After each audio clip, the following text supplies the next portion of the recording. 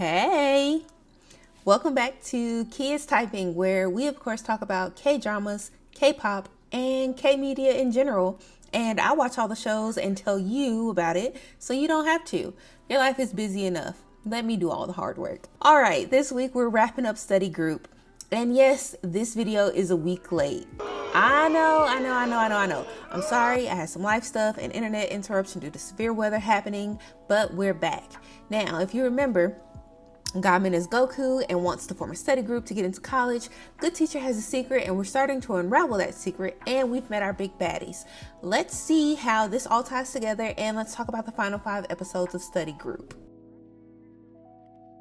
Okay, I am going to quickly recap these episodes, so if you know what the show is about and only want to hear my bad takes, skip ahead a few minutes. Hopefully, Editor Key isn't being lazy and has left timestamps for you. Okay, lightning fast recap. Kind of. Episode 6. Gamin missing curfew causes his mom to demand he immediately transfer schools, and she meant business. That very next morning, she tries to transfer him, but learns that that's not possible because of the school's rep and his grades. That just wasn't gonna happen. That doesn't stop her though. She literally says, if it won't work here, we'll just go to Seoul, and literally gets in the car and jets off. The study group kids try to intervene and even go so far as to suggest one was carrying his baby, and this leads to a high-speed chase down the highway to Seoul. However, in true K-drama fashion, it can never be as easy as that. The study group is intercepted and a brawl breaks out on the highway, causing June, with an early assist from Jiwoo by the way, to protect the study group in Gamin's place. The kids and of course Good Teacher catch up to the mom on a mission and get her to have a conversation before finalizing dragging Gamin off to Seoul. Now, in the middle of this conversation, Hongwoo's goons show up and cause a scene, and we learn why Gamin is such a muscle freak to begin with. His mom is a muscle freak. She's formerly a Taekwondo instructor, and we finally get to see Good Teacher's story start to unravel. Mom and the kids beat up the goons, but Mom is injured in the process, and this leads to Gamin taking a direct shot for Big Baddie's head. We have a rooftop fight between the 3 Chols of Yusan, and of course Gamin wins once he steadies himself and he takes a shot at Hanwoo again. Episode 7. I told y'all, quick, fast. Episode 7 is a little bit of a filler. Well, maybe a setup for everything to unravel type of episode. One of the Chols that Gamin fights on the roof in the last episode is now being framed. Well, you can't even call it framed. They just straight up told him to take the fall for murder that was committed by a senior member of the YB family. They want him to confess to this murder and serve jail time in exchange for money to pay for his sick granddad's hospital bills. Now, obviously, this is just a jab at Good Teacher because Hanwoo is like, well, if she gonna protect everybody, let's see her protect him. It's a jab. Now, this leads, of course, to Gamin and the study group getting dragged into the mess. Chol's friends show up and beg him for help. And of course, we have an impromptu 007 spy mission where they infiltrate the bad guy's lair, True Bond style, retrieve the evidence to clear Chol. And okay, I'm just gonna take a moment to point this out because it really bothered me. This will be completely inadmissible in any court. I don't care what country you're in. Forget how the evidence was obtained illegally. Jiwoo literally went in there, found the knife, and touched it with her bare hands. No gloves, no napkins, no nothing. Like, what fingerprints are we recovering from that? Your fingerprints are now all over the murder weapon. Hello? Anyways, that's the major plot of episode 7. Episode 8 then helps tie loose ends from episode 7 up. We see June get his revenge in this episode. Chol decides to not take the fall for the murder and instead try to turn his life around. Right before losing his grandpa, we see Gamin lay someone out yet again, and this fake Joker August D wannabe gets his cheeks handed to him, I guess, and he absolutely deserved it. One, I'm offended purely off the strength of what he showed up as and the way he was laughing. His whole little bit it wasn't working for me. Gamin, of course, handles business again, even though we thought that he wasn't. We see our most loyal members of the study group show up. What they were gonna do, I don't know, but they showed up, so they loyal. And then we move on from that and we see our study group celebrate a win because everyone's scores increases, including Gamin's. And good teacher gets the green light to have her disciplinary meeting, and you can sense a change is coming, and honestly, it may not be for the best because the school erupts into violence not even 30 seconds later. Episode 9 is a setup for an explosive ending. Not a lot happens here, but Pi-Han-Wool tries to frame the study group as a gang to stop his disciplinary meeting from happening. And of course, to either escape the ire of his dad or I guess maybe gain his respect. We don't know their relationship dynamic just yet. He goes so far as to even leak the story to the news outlets that the study group broke in and was trying to steal things. Girl, a mess. And then this, of course, leads to the study group temporarily, I just want to emphasize, temporarily falling apart with Seo-hyun, y'all, these names. I don't have like the actual Hangul, so like I am looking at the romanization and it throws me off every time. But Seo-hyun, good friend, y'all know who I'm talking about. He on the screen, and Jiwoo, they end up going to work. Choi, or Quiet Girl, is literally locked into a proverbial tower. But it doesn't last for long, however. Our study group reconvenes, thanks of course to Gamin and his well-to-do attitude and the good teacher, despite warnings from literally everyone around her, including death and threat of expulsion of the study group, decides to push forward with the disciplinary meeting for Pi-Han-Wool, which in and of itself is reckless. Like, I understand wanting to avenge your mentor, but at the risk of kids who have done nothing but try to become better students seems a little rash.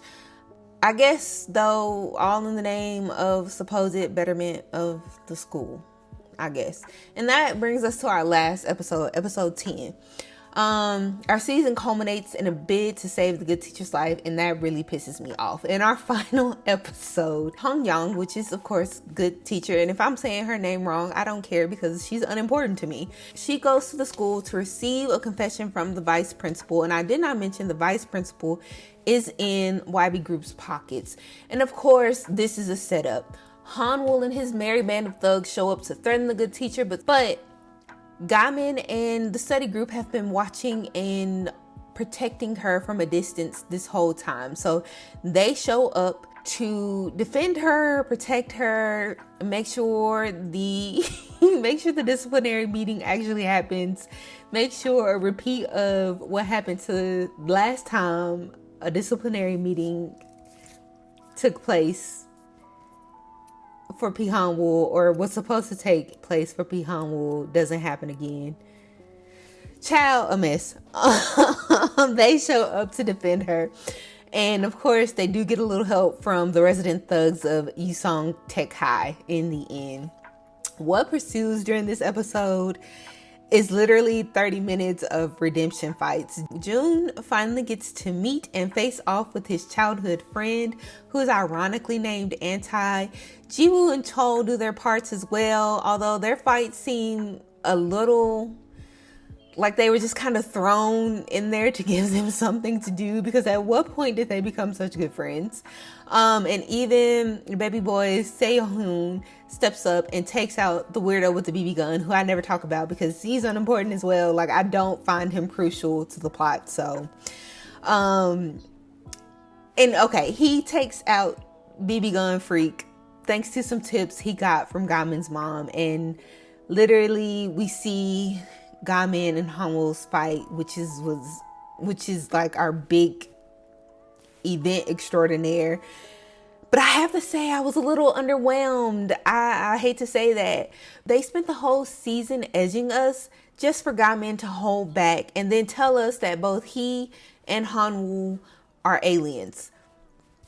Like, the superhuman speed and strength that was on display during this episode, I really wish you could see my hands moving, because that's how like that's how like just this episode had me. Like, I wanted, if we're going to have Gamin be overpowered, let him be overpowered. I'm getting off topic. This is the recap part. Anyways, Good Teacher's life is saved. The disciplinary meeting is had, and Han Woo and the vice president, wow, Han Woo and the vice principal get arrested.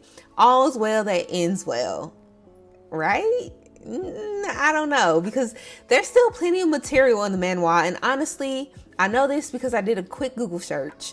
Honestly, Han Woo being removed so suddenly, I feel like it would create some type of a power vacuum.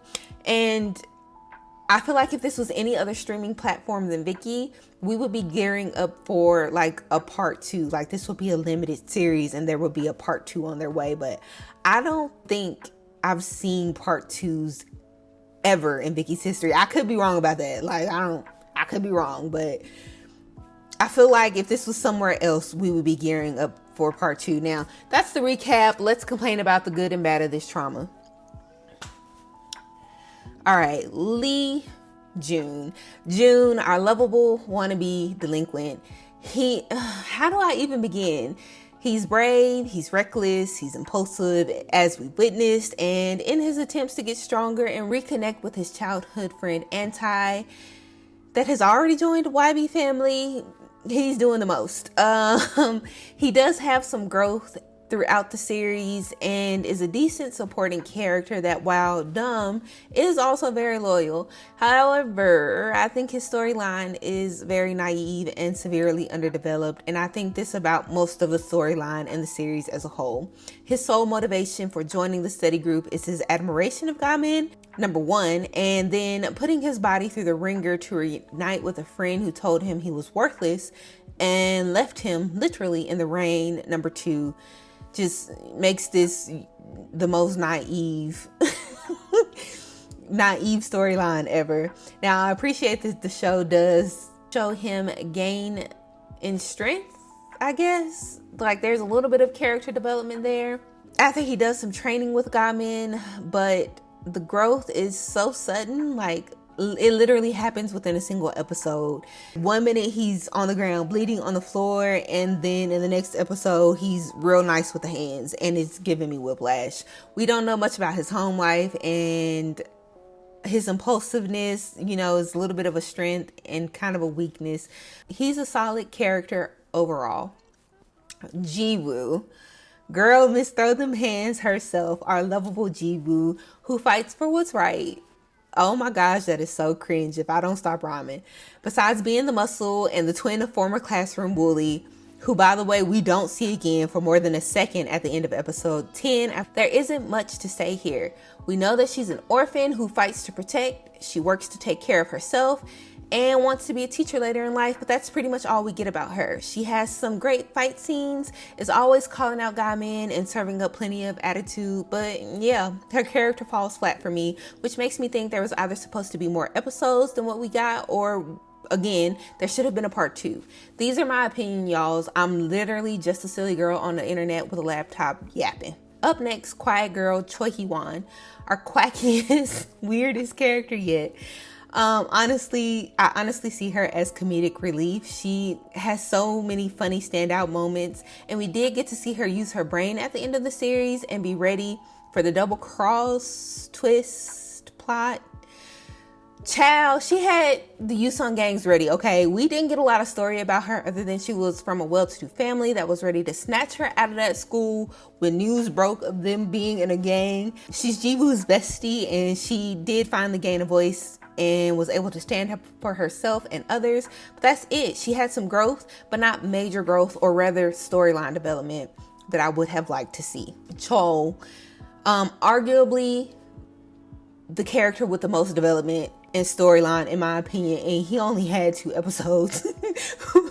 We know that he only has his grandpa, who wants for him to be more than just a thug.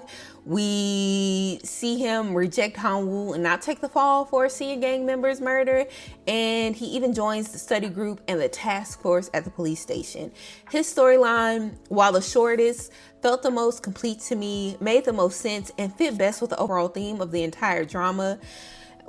Like, each member is somehow entangled with YB family, and his line literally fits the best to me. It makes the most sense in some type of way. Now, I cannot not mention our extra study group member, Park Young Yop, and if I said that wrong, I'm so sorry. Don't kill me in the comments. For him, he kind of just disappears after episode 5, actually. We learn who his mom is and why he's really out for revenge, and he serves as sort of, I don't want to say like guiding light or catalyst, but he shows up at critical moments throughout the show, and he does help move the plot along. He's also probably right up there with Chol in terms of entanglement with the YB group, but I again don't feel like we saw enough of him. There was a great opportunity to entangle him with the study group kids even more, but the writers didn't capitalize on his storyline, and since he goes off to become a YB intern, as evidenced by his ending scene, he's the main reason I'm going to go and read the manhwa for myself. Hanwoo, evil incarnate, true psychopath, and semi-mastermind extraordinaire. You just know, given the time, he's going to become something evil and sick, and surprisingly, we saw the least of him. And yet somehow his story feels the most complete. The character is written well. I will give the writers that much, but that's about as far as I'll go, because he is way beyond unhinged for a high school kid, literally in the 11th grade, but definitely a good counter for Gamin and an appropriate antagonist. I don't really have much to say about him because, again, we didn't get a whole lot of him. We know that he's strong. We know that he's, from a crime syndicate, so he's rich. And we know that he kind of controls the school, but that's pretty much it. So, good character, good antagonist for Gamin. There's not really much else to say about him. Good teacher. She's here to seek revenge for the wrongful death of her teacher / mentor. That's it. I don't even want to discuss her because she pissed me off. Like, why are literal kids having to constantly protect you? And then you knowingly and willingly walk into a trap and put yourself and subsequently the entire study group in danger. Trash. Garbage human. Get her out of here. Hey, this is Editor Key. I literally forgot to record the part about Seo-hyun, so really quickly, I don't want to say he's a forgettable character, but obviously I forgot to record my bit about him, rather. So Seo-hyun, our good friend to Gamin, our number 1 student, kind of our weakling. Where do we even start? Or he's at Yusong because his dad wants him to just get a job, plain and simple, not to waste his time studying. But obviously that would be a waste of his talents. He's obviously very smart. He is, I guess, Gamin's right-hand man when it comes to the brains and group morale and keeping everybody together. I do think there was more room for the showrunners to do a little bit more with him. Because like, for instance, what is this debt his mom accumulated? Why is his dad forcing it on him? And then also, not only that, but at the end we see his dad like just accept that he's going to go ahead and study. He does have some character growth. We can see that because at the very beginning of the show, he was the one who got beat up by a lower ranked student. Fighting student, not grades, because he was still very intelligent. And we see him take out, again, little weirdo with a BB gun. So he did have some major growth. He stepped up. He did not shy away from the fight, because usually he's running and hiding. He's usually letting Gamin do all the fighting. And when it came down to it, when it came down to protecting good teach, he stepped up and he did his part. So there was some major growth. He did move it along. He is a great moral support for the other characters. But I would have liked to have seen more. And maybe I'm just being greedy. Maybe like it was a short series. It's a well-rounded story. We do get a conclusion for him. I still would have liked to see just a little bit more. So my bad. I did forget to record that part. I completely skipped over it in the script. I don't know how I managed to do that. But yeah, baby boy. Gamin. Gamin. Baby boy with the uncanny ability to be in all the wrong places at the right times. Mr. Nosy Pants Goku himself. I don't even know where to start. Like his superhuman strength, these random secret techniques, him being the strongest and yet dumbest character in the series, his weird anonymous sensei that we don't learn anything else about. Like, where did the sensei go? I have so many half-baked theories here. Like, we know now he got his superhuman strength from mom. Okay, cool. But since he was able to improve his place 10 spots with the rest of the kids, which should have been impossible, mind you, I think there's a mental block there. They made a point of showing him being sad that no one expects greatness or intelligence from him in another episode. And that's because his dad was, in fact, a genius. It's random, I know, but stay with me. I think the pressure of trying to live up to that hinders his ability to do well in school, but allows him to focus on his training so much. And that's why he's a superhumanoid. You know what? Am I being Captain Obvious right now? Maybe. Anyways, I think that's why Gamin's so bad at school, because no one expects more from him, and also because he's suffering under the pressure of, you know, his father's shadow. And I feel bad for him, honestly. And again, I really wish they would have focused more on his story, because besides being an amazing fighter, being in the right places at the right time, having superhuman strength, and being in this weird upbeat mood all of the time, and being, you know, less than intelligent, we don't get nothing else about him. And he's our protagonist. Like, he's our MC, he's our main character. We see him do a couple silly poses, we see him kick down a metal door, we see him hand everybody cheeks. You know, he takes kind of an L at the end because he was playing around with Hanwoo when he should have handled him, but that's all we get. Like, I was a little, I would have liked to have seen more development of his character other than he fights everyone. Because that's all we got. He's just One Punch Man. Okay. All in all, though, to wrap this up, all in all, I truly did enjoy the series. I do think they got a little too caught up in the fight scenes and forgot to develop the storyline. But the 10 episodes that we got, I am very pleased with what was presented, and I do give the series an 8.5 out of 10 Shin Ramyons. Is that a little high? Maybe. But them fight scenes was mwah, chef's kiss. Okay, leave me alone. I don't know. Give me your theories about the characters. Let me know who you liked or rooted for the most. Go off in the comments and let's argue respectfully, of course, about what was good and what was bad about the show as a whole. I'm trying something a little different next week while I look for the next series to chat about with you. But since you've made it this far, go ahead and drop a sub, hit the like button, and join my study group. And I'll see you in the next one. Annyeong. Oh my God, that is so cringe. Bye.